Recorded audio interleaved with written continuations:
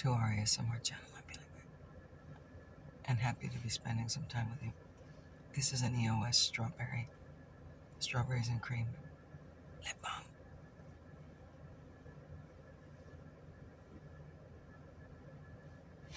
I hope everybody's happy and healthy.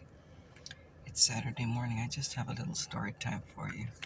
I have to get to work. I'm at McDonald's. Love this stuff.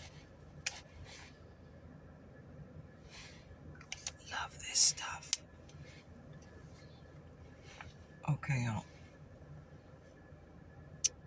Since May of last year, I've been having trouble receiving my mail at our family business. I've talked about it maybe on one other occasion.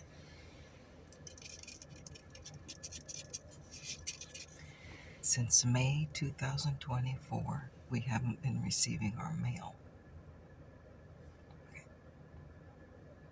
at our family business. We family own and operate a Mexican food restaurant.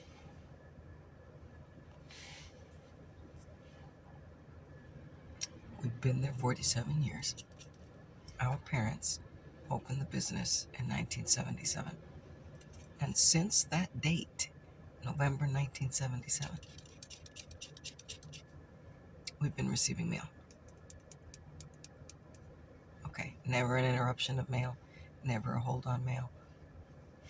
For 47 years, mail delivery. No issues, no problems.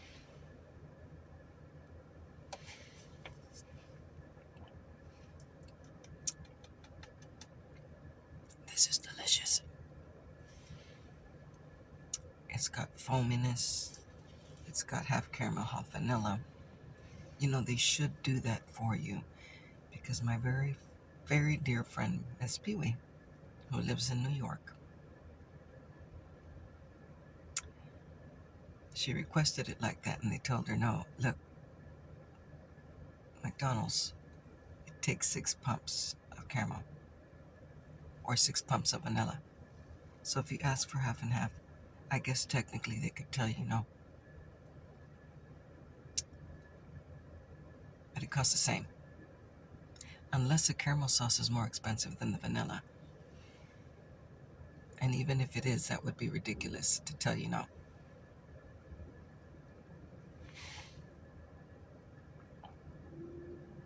Anyway, just ask for it anyway. And hopefully they'll do it. Because I'm no longer adding the pump of caramel. Because that's 50 cents extra. I'm doing half vanilla, half caramel. They honor it here where I live. Don't stop asking for it like that. And hopefully the staff at your McDonald's, it's not coming out of your pocket, employee. And most employees at McDonald's are always happy to do it. Just keep asking for it like that, Miss Peewee, and report back to me. This is a working lady's glove, and that's why it's got spots on it.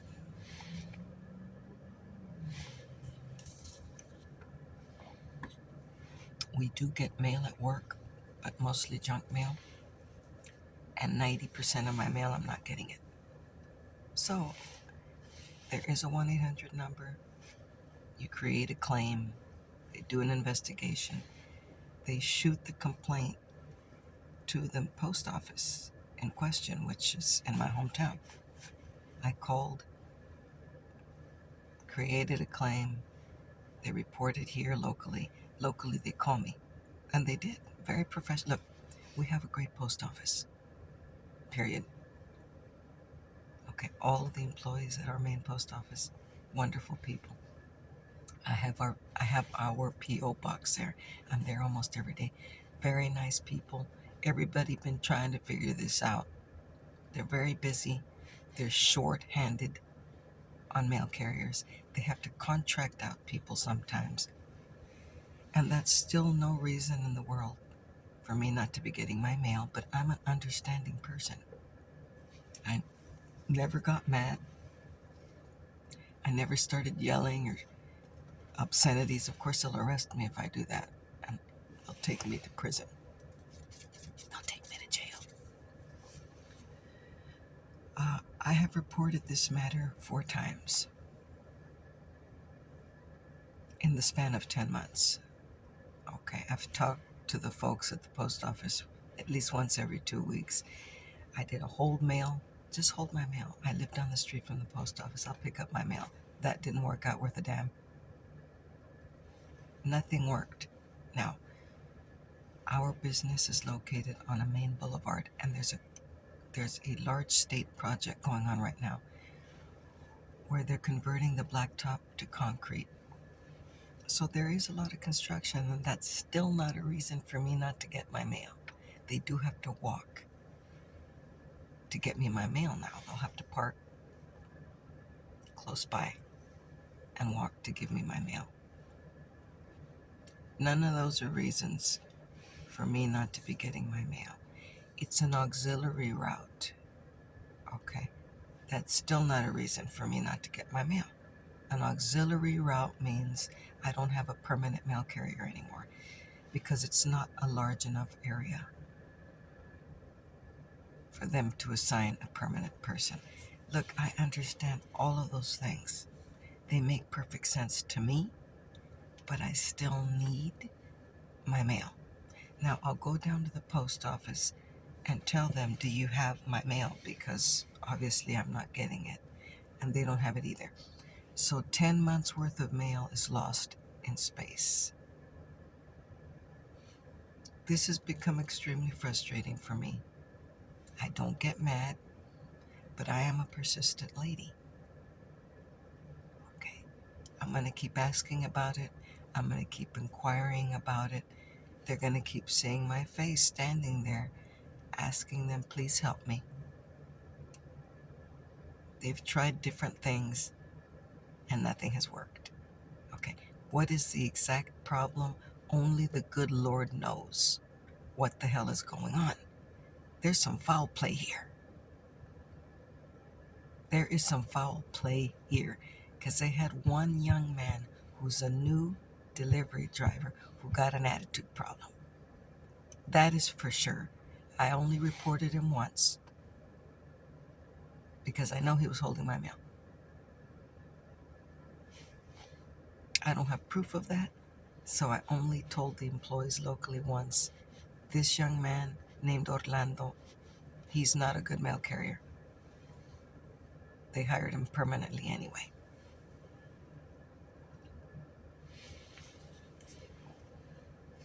He just stopped showing up. He used to come once a week. Then he started stopping and telling me, ma'am, I'm just stopping to let you know that you have no mail today. Then that he was just being a smartass. I'm not dumb. I can't yell at the kid. I can't go postal on anybody, and I'm not going to. I'm not going to do that. I'm not taking that avenue. I'm not falling for those games and those tricks, kid. You don't know who I am. I'm a persistent lady. I'm a business owner, and I'm not going to stop reporting this matter until I get some real help from somebody. I spoke to the supervisor of the mail carriers multiple times. He's embarrassed to talk to me now. He's embarrassed because he has not resolved the problem.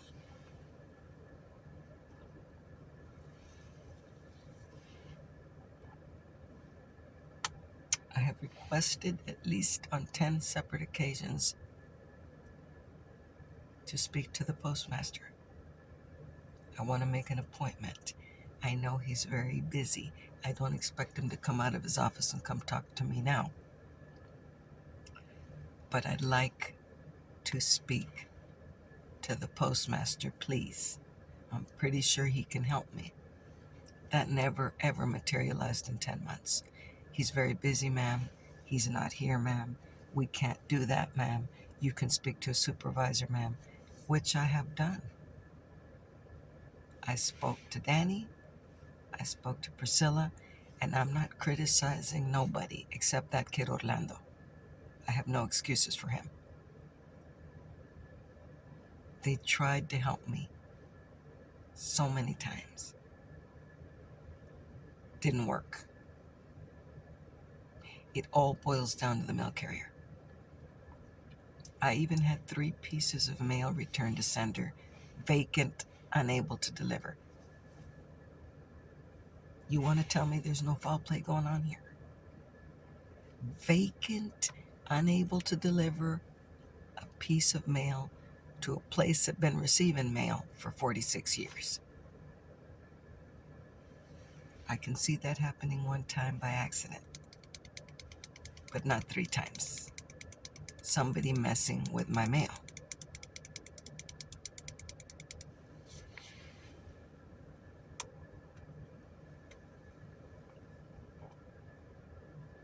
Last week, I went to the section where you go to pick up your packages. You ring a little bell, and an employee comes to talk to you.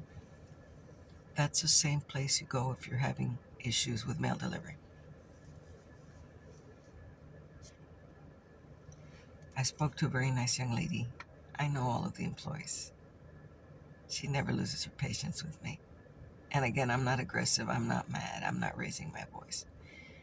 May I please speak to one of the supervisors, miss? Or can you check to see if I have any mail here? Because I did a hold mail. She went and checked. There's no mail, ma'am. She said, I don't think the mail carrier is honoring the hold mail. Which makes no sense because they're not taking me my mail either.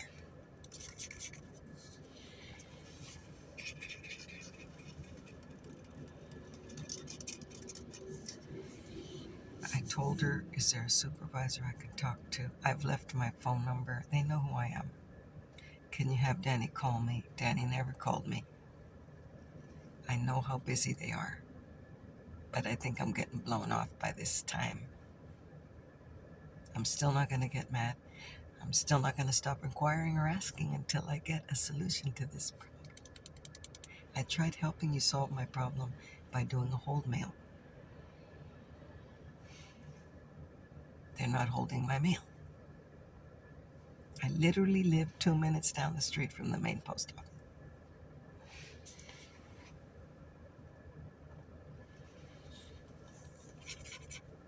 The young lady who is super nice finally told me, just go ahead and create another complaint report. Just go ahead and call the 1-800 number again because they have to address it. It's going to get formally addressed when you do that. So this is the 4th time on Wednesday of this week in 10 months that I called to submit my request. I'm not receiving my mail. I did tell the person that documented my information because all they do is document and submit. I told, what time is it, lady? I gotta get to work. Wrap it up, lady. Wrap up the story, lady. Wrap it up. I told the young man that was taking down the information, I need to speak to somebody who can help me, please. I didn't say I need to talk to the postmaster like I've done on other occasions. I simply told him I need to speak to somebody that can help me resolve my problem. He was stunned when I told him about what was happening. He was stunned.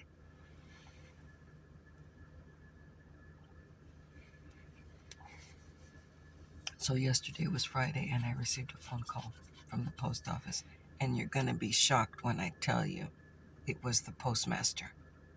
I had to wait 10 months, but I want you to see how God works in your favor. I ain't yelling at God saying, when are you going to resolve my problem, Lord? I prayed about this matter. Okay. Everything happens in God's good time, not in my good time.